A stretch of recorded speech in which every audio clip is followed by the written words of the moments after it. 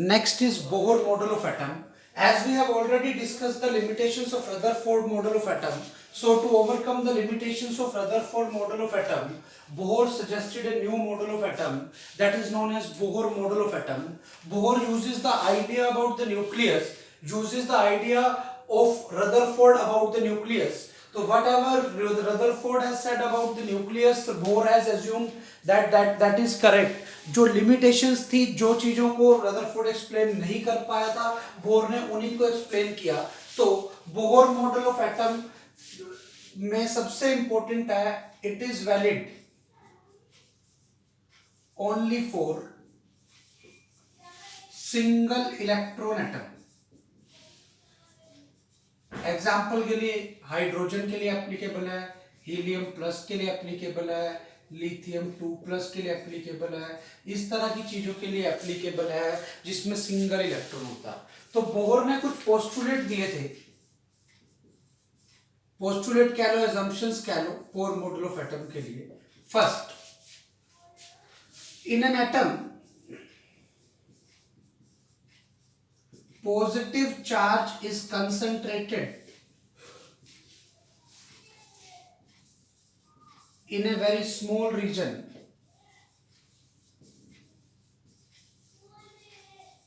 called nucleus,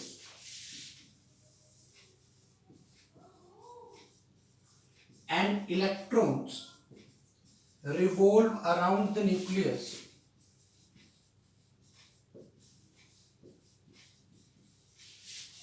in different orbits. तो बेटा इसमें न्यूक्लियस का तो बिल्कुल सही, रदरफोर्ड वाली assumption को, इसने जो रदरफोर्ड ने प्रूव किया था उसी को लेके चलाइए. Second, the electrons will revolve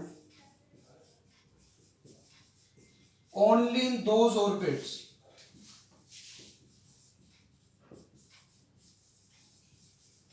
in which the energy of electron remains same.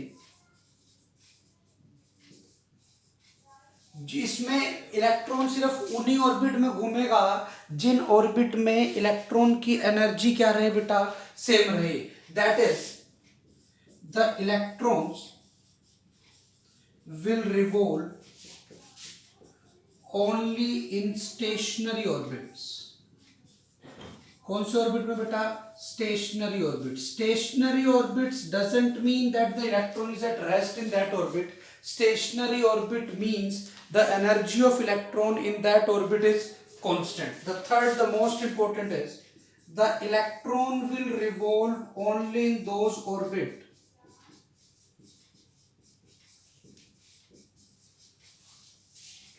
in which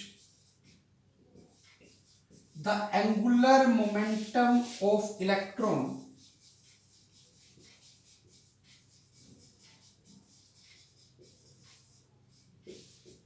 about the center of the nucleus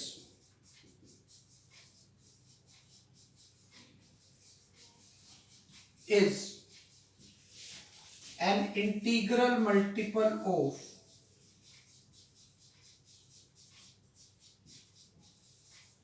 h by 2 pi. Integral multiple of h by 2 pi.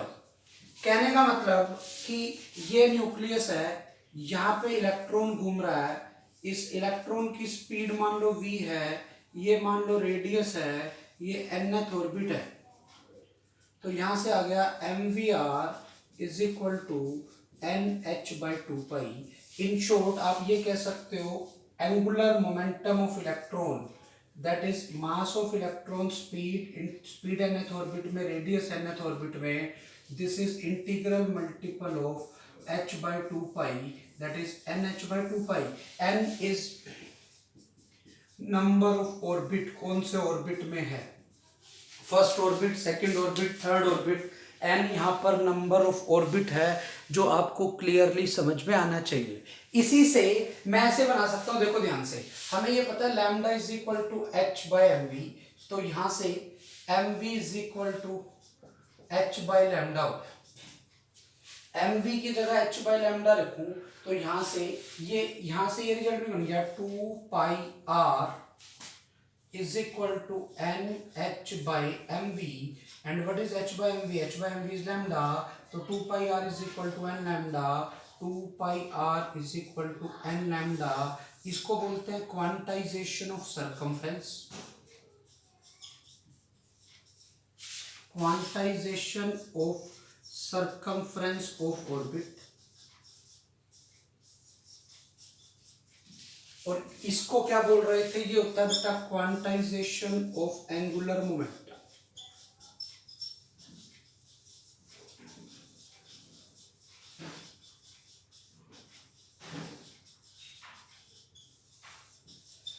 तो बेटा ये जो थर्ड पोस्टुलेट है इसको हम ऐसे भी लिख सकते हैं कि electron will revolve only in those orbit in which the circumference of the orbit is integral multiple of circumference of the orbit is integral multiple of de Broglie wavelength. तो मतलब ये जो थर्ड वाले को है हम थर्ड वाले को ऐसे भी लिख सकते हैं इसी को, the electron will revolve only in those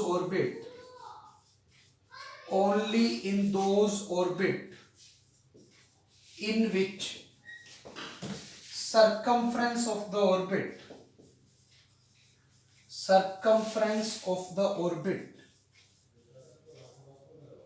is integral multiple of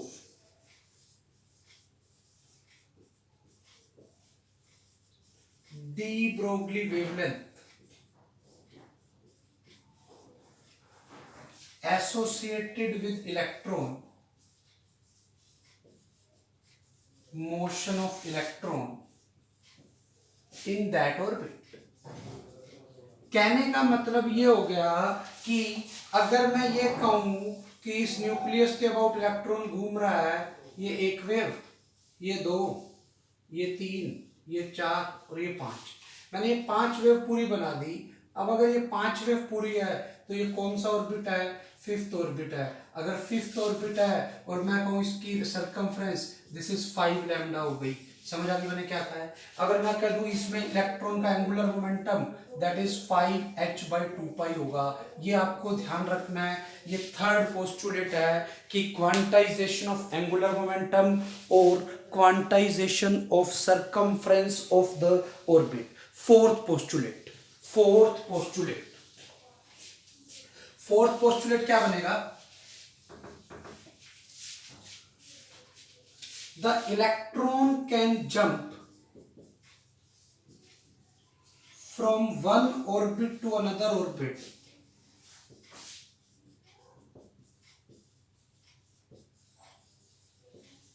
by absorbing or emitting the suitable energy generally from a photon। Photon से जनरली एनर्जी लेता है। हम जनरली यही केस पढ़ते हैं। एक ऑर्बिट से दूसरे ऑर्बिट में जा रहा है, कहने का मतलब e initial minus e final this should be equal to h new.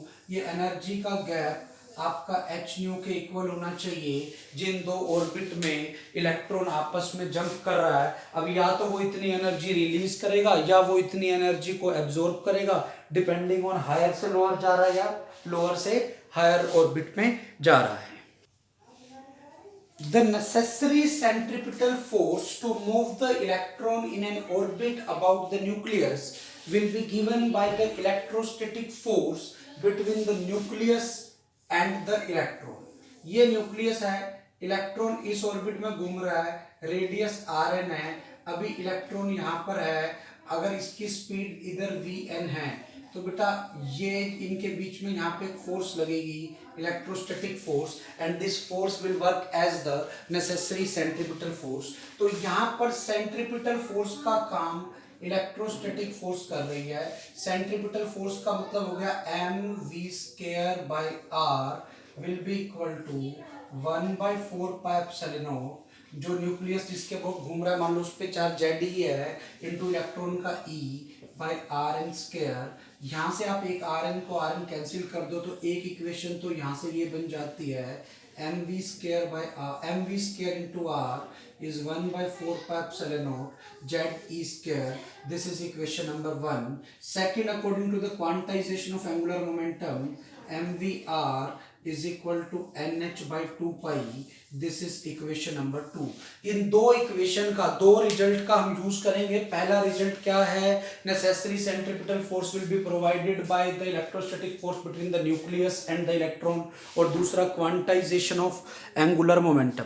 दूसरा रिजल्ट क्या है बेटा? Quantization of angular momentum. यहां से अगर मैं इन दो इक्वेशंस को डिवाइड कर दूं तो बेटा देखो वी एन कट जाएगा, आर कट जाएगा, एक वी एन बचेगा.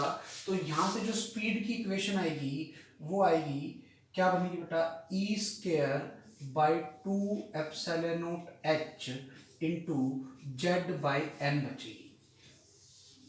ये स्पीड का रिलेशन आएगा. क्लियर है? Speed in nth orbit, speed of electron in nth orbit. अपनी साइड से c से मल्टीप्लाई किया, c से डिवाइड कर दिया, तो 2 epsilon not H C into Z C by N, ये आपका रिलेशन बन गया. ये जो कांस्टेंट है इसको अल्फा बोलते हैं. This is 1/137 and this is known as fine structure constant. इस कांस्टेंट का क्या नाम है बेटा? Fine structure constant. तो यहां से speed of electron in nth orbit is c/137 into Z by N. ये रिजल्ट आपको याद होना चाहिए, इंपॉर्टेंट रिजल्ट है. दूसरा, यहीं से speed of electron in nth orbit is independent of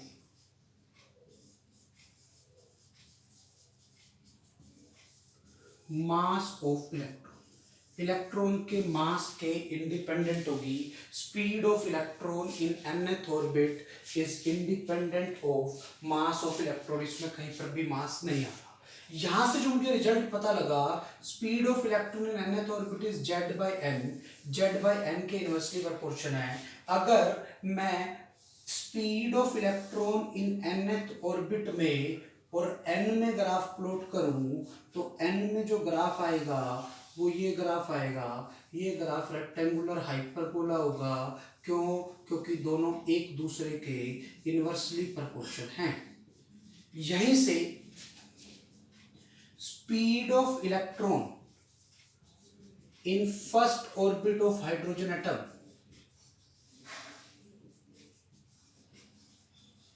is c/137. c/137. Second orbit में जेड, क्योंकि हाइड्रोजन एटम के लिए जेड 1 हो गया और फर्स्ट ऑर्बिट के लिए एन क्या हो गया? 1 हो गया. सेकेंड ऑर्बिट में आप ऐसे निकाल सकते हो. ये रिजल्ट आपको याद होना चाहिए. ये ग्राफ, ये रिलेशन. फर्स्ट ऑर्बिट में जो स्पीड है वो कितनी होती है बेटा? c/137. अभी हमने बेटा speed of electron in nth orbit निकाल ली. अगर मैं स्पीड की वैल्यू पुट करके वहां से रेडियस ऑफ ऑर्बिट निकालूं, रेडियस ऑफ nth ऑर्बिट निकालूं, इसको हम आर एन से लिखेंगे. किससे लिखेंगे बेटा? आर एन से लिखेंगे रेडियस ऑफ nth ऑर्बिट को. And it becomes epsilon not h square by pi m e square, pi m e square into n square by z. ये रेडियस का फॉर्मूला. यहां से कुछ रिजल्ट, ये एक फिक्स वैल्यू है, इसकी वैल्यू ए नोट होगी जिसको हम बोलते हैं 0.529 angstrom and this is known as Bohr radius. इसको हम क्या बोलते हैं बेटा? Bohr radius. तो radius of nth orbit is 0.529 angstrom into n square by z. ये रेडियस ऑफ nth ऑर्बिट का फॉर्मूला है जो आपको समझ में आना चाहिए. दूसरा रिजल्ट यहीं से, radius of nth orbit is inversely proportional to mass of electron. अगर इलेक्ट्रॉन की जगह कोई और charge particle, negative charge particle घूम रहा हो, उसका मास कुछ और दिया हुआ हो, तो उसके हिसाब से रेडियस चेंज हो जाएगी. ये आपको पता होनी चाहिए. ये वाली सिर्फ इलेक्ट्रॉन वाले के लिए ही है. यहीं से अब आप देखो radius is directly proportional to n square for same z same है तो n स्क्वायर के डायरेक्टली प्रोपोर्शन है। तो इसका मतलब अगर मैं रेडियस में और n में ग्राफ बनाऊं तो ग्राफ पैराबोला बनेगा, ये पैराबोला ऐसा आएगा, ये ग्राफ पैराबोला बनेगा, आपको ध्यान रखनी है। हाँ बेटा क्लियर है, बिकॉज डायरेक्टली प्रोपोर्शनल टू क्या है n स्क्वायर। यहां से रिजल्ट याद होना चाहिए Rn is equal to Rn is directly proportional to n square by z, Rn is inversely proportional to mass of electron and radius of orbit nth orbit is 0.529 angstrom into n square by z। ये direct result होना चाहिए। यहीं से अगर मैं कह दूं what is the radius of first orbit of hydrogen atom, hydrogen atom के फर्स्ट ऑर्बिट Nb1 Zb1, तो ये आती है बेटा 0.529 एंगस्ट्रॉम। ये radius of first orbit of hydrogen atom है, इसका नाम हम बोर रेडियस भी रखते हैं। What do you mean by bore radius? Bore radius is the radius of first orbit of hydrogen atom. Radius of nth orbit हमने देख ली बेटा, it is proportional to n square by z and speed in nth orbit is proportional to z by n। और हमने इसका graph भी देख लिया, n vn और n में क्या ग्राफ है, rn और n स्क्वायर में क्या, n में क्या ग्राफ था, ये हम दो ग्राफ देख चुके हैं। यहां से the ratio of radius of orbit for hydrogen like atom is orbit की रेडियस की ratio of radius of orbit n के प्रोपोर्शन, n स्क्वायर के प्रोपोर्शन है, तो क्या आएगा 1:4:9:16:25:25 ऐसे ही चलेगी ये रेशियो। मतलब इलेक्ट्रॉन सभी ऑर्बिट में नहीं घूमेगा। अगर पहले ऑर्बिट की रेडियस a0 है तो दूसरे की 4a0, 2a0, 3a0 वाले में नहीं घूमेगा, फिर घूमेगा 9a0 वाले में। मतलब ये ऐसा हो गया कि अगर इसकी रेडियस a0 है तो जो सेकंड अलाउड ऑर्बिट है इसकी रेडियस 4a0 होगी, जो थर्ड अलाउड ऑर्बिट है उसकी रेडियस 9a0 होगी। मतलब the gap between two consecutive orbit, gap between two consecutive orbits of an atom, of hydrogen like atom are in ratio। किस ratio में, आप बड़े ध्यान से देखो बेटा, ठीक है। अब आप बड़े ध्यान से देखो, सबसे पहला अगर मैं पहली बात करूं, पहला a0 है गैप न्यूक्लियस से, फिर 3a0 हो गया, फिर 5a0 हो गया, तो रेशो क्या आ गई 1:3:5:7:9, ऐसे लास्ट में आएगा 2n-1। तो ये वाली रेशो ओड नंबर आ गई। क्लियर है। अब अगर मैं स्पीड की बात करूं, स्पीड n1 2 3 रखूं, the ratio of speed of electron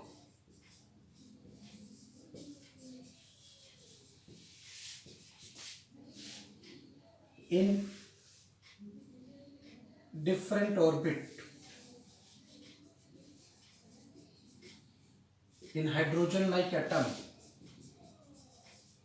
एक ही एटम की बात कर रहा हूं, इज देखो n को 1 रखूंगा, फिर 2, फिर 3, तो क्या आएगी 1:1/2:1/3:1/4:1/5 ऐसे आपको ये चीज ध्यान होनी चाहिए। यहीं से अगर मैं एरिया ऑफ ऑर्बिट की बात करूं, ऑर्बिट का area that is pi r square, अगर पाई आर स्क्वायर की बात कर रहा हूं तो area of orbit is proportional to r square. R square का मतलब हो गया बेटा n4/z² के प्रोपोर्शन होगा, ध्यान रखना है। मोमेंटम ऑफ इलेक्ट्रॉन की बात करूं,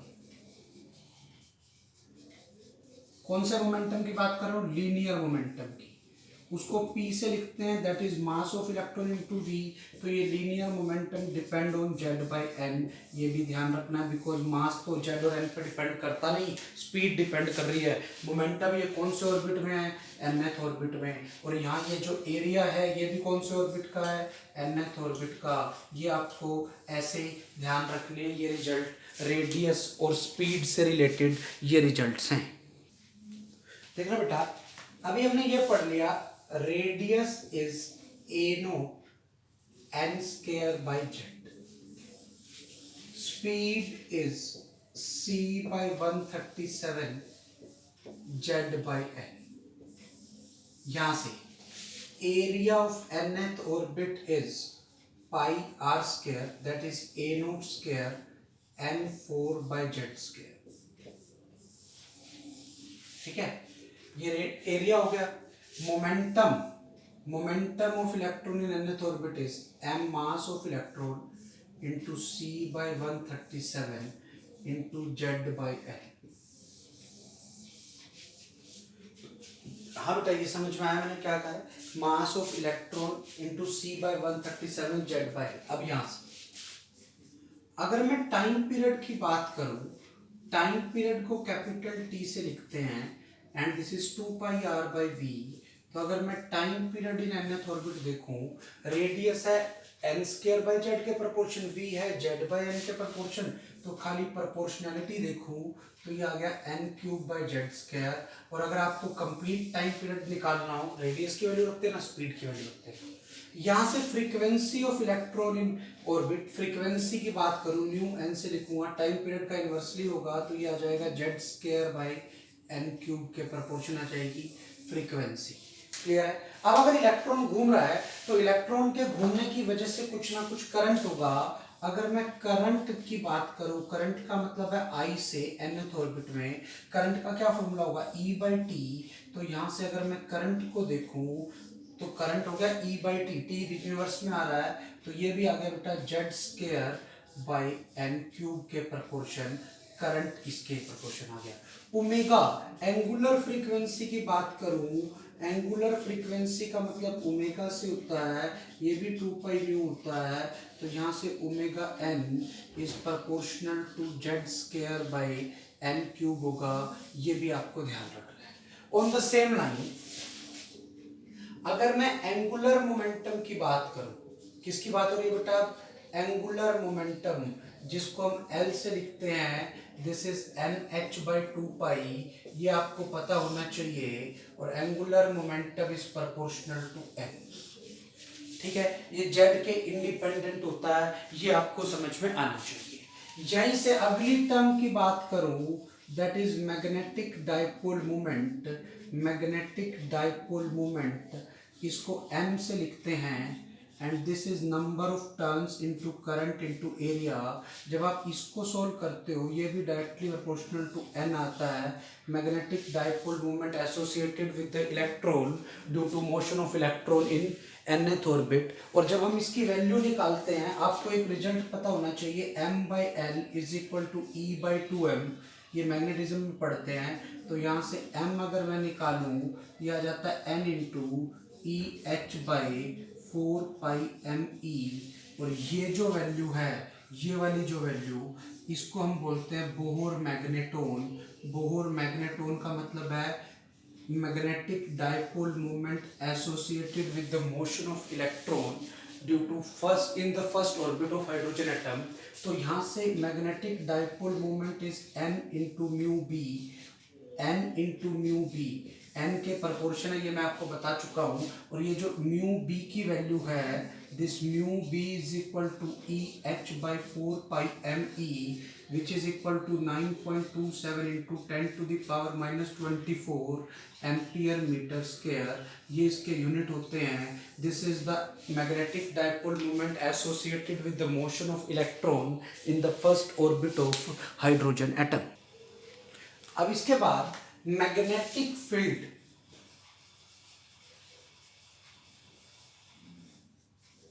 produced at the center of the nucleus due to motion of electron in nth orbit। मैंने इसका नाम बी एन रख दिया।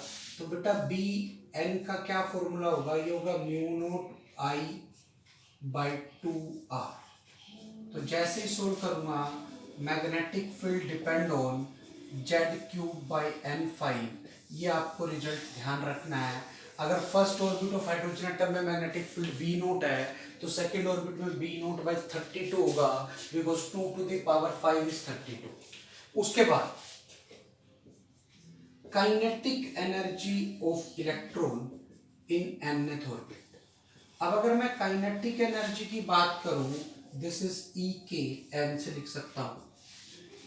क्या फॉर्मूला होगा, ये होगा half mass of electron into speed n का square, which can be written as half mass of electron. अगर आपको ये याद हो, आपका ये रिजल्ट था e square by 2 epsilon not h z by n, इसका स्क्वायर बेटा। तो यहां से अगर आप काइनेटिक एनर्जी निकाल रहे हो nth ऑर्बिट में, it comes out to be 1/8 mass of electron E4 by epsilon naught square h square z square by n square. ये जो फॉर्मूला आया, ये इतना आ गया 1/8 me E4, या सीधा सीधा ये ध्यान रख लो, आपकी ये वैल्यू होती है। यहाँ से ये पता लग गया kinetic energy is proportional to z square by N square, and this is independent of reference level, क्योंकि स्पीड पे डिपेंड कर रही है। इसके लिए हमने कहीं पर रेफरेंस लेवल की बात नहीं की। तो काइनेटिक एनर्जी स्पीड पे डिपेंड करती है और मास पे डिपेंड करती है, रेफरेंस लेवल से के हिसाब से चेंज नहीं होती। तो बेटा जब हम यहाँ से इसकी वैल्यू, ये एक फिक्स वैल्यू है, जब मैं इसकी वैल्यू लिखता हूँ और यहाँ से काइनेटिक एनर्जी का रिलेशन लिखता हूँ, तो ये आ जाती है +13.6 Z square by N square electron volt में। ये ध्यान रखना है, ये काइनेटिक एनर्जी का फॉर्मूला है जो किसी रेफरेंस लेवल पे डिपेंड नहीं कर रहा है। अब हम पोटेंशियल एनर्जी को देखते हैं। अगर मैं पोटेंशियल एनर्जी की बात करूं,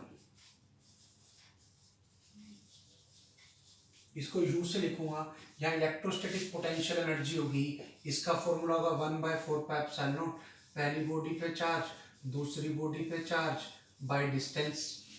ये वाला फॉर्मूला तब लगता है when reference level is at r tends to infinity. r infinity रखूंगा तो पोटेंशियल एनर्जी जीरो होगी। तो यहाँ से जो पोटेंशियल एनर्जी nth ऑर्बिट में फॉर्मूला आया, वो ये आ गया -ZE² बाई RN। ये पोटेंशियल एनर्जी का फॉर्मूला आपका आ गया।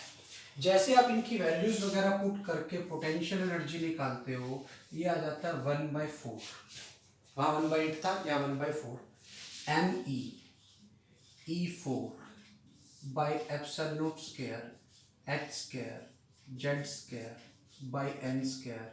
ये आपका पोटेंशियल एनर्जी का फॉर्मूला है जो ध्यान रखना है। वहाँ 1/8 था, या 1/4 है, मतलब उससे तो डबल हो गया, तो ये आ गया -27.2 Z square by N square electron volt में। ये आपकी पोटेंशियल एनर्जी आएगी जो आपको ऐसे ध्यान रखनी है। अब अगर आप टोटल एनर्जी निकालो, जिसको आप E से लिखोगे, this is equal to kinetic energy plus potential energy, उसमें 1/8 -1/4 सोल्व करोगे, आ गया -1/8 ME E4 by epsilon naught square h square z square by n square. जैसे ही सोल्व करके लिखते हो, ये आता है -13.6 Z square by N square electron volt. तो total energy is -13.6 Z square by N square electron volt में। ये टोटल एनर्जी है, ध्यान रखना है। अगर मैं काइनेटिक एनर्जी की बात करूं, kinetic energy +13.6 Z square by N square electron volt थी, और पोटेंशियल एनर्जी की बात करूं, ये -27.2 Z square by N square electron volt में है।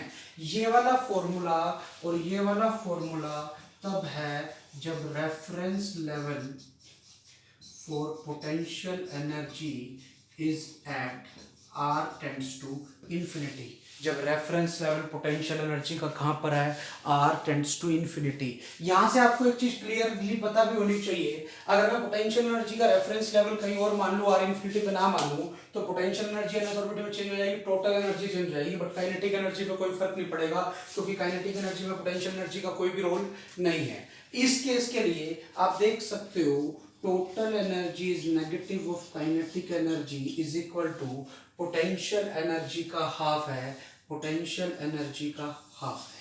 ये आपके पास रिजल्ट याद होना चाहिए। ये वाला रिजल्ट हमेशा लगता है फॉर सर्कुलर ऑर्बिट, चाहे वो ग्रेविटेशन चैप्टर हो, चाहे वो एटम वाला पार्ट है, हर एक में ये वाला फॉर्मूला अप्लाई होता है, ये आपको ध्यान में होना चाहिए।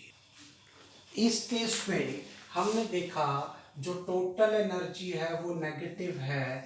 टोटल एनर्जी नेगेटिव होने का मतलब बाउंड ऑर्बिट है, बाउंड ऑर्बिट का मतलब है क्लोज ऑर्बिट है, क्लोज ऑर्बिट। और क्लोज ऑर्बिट दो ही होते हैं बेटा, या तो सर्कल होता है, सर्कुलर ऑर्बिट होगा, या इलिप्टिकल ऑर्बिट होगा। इस केस में सर्कुलर ऑर्बिट है, ये आपको ध्यान रखना है, ठीक है, ओपन ऑर्बिट नहीं है। सिंस अच्छा, यहाँ पे एक टर्म और होती है binding energy. Binding energy is negative of total energy which can be written as plus 13.6 Z square by N square electron volt. ये आपको ध्यान रखना है।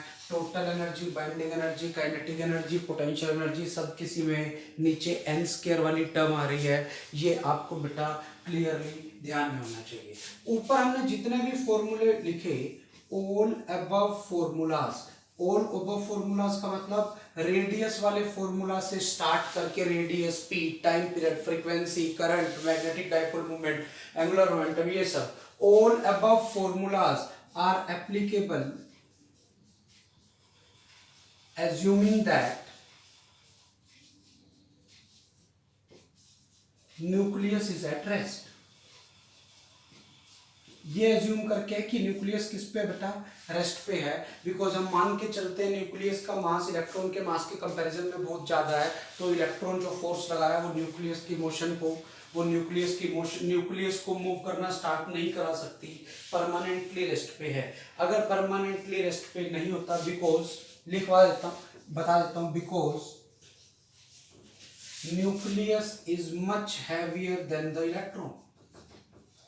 अगर न्यूक्लियस हैवी ना हो, अगर न्यूक्लियस हैवी ना हो तो न्यूक्लियस और